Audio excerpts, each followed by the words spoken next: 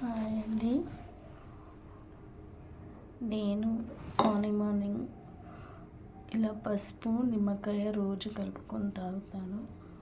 కాకపోతే మాకు సమయానికి నిమ్మకాయలు ఉండయి. ఒకవేళ మేము మార్కెట్ నుంచి తెచ్చుకున్నా కానీ నిమ్మకాయలు ఒక 1 వీక్ 4 డేస్ వరకు అలాగే ఉంటే తర్వాత గట్టిగా అయిపోతాయి.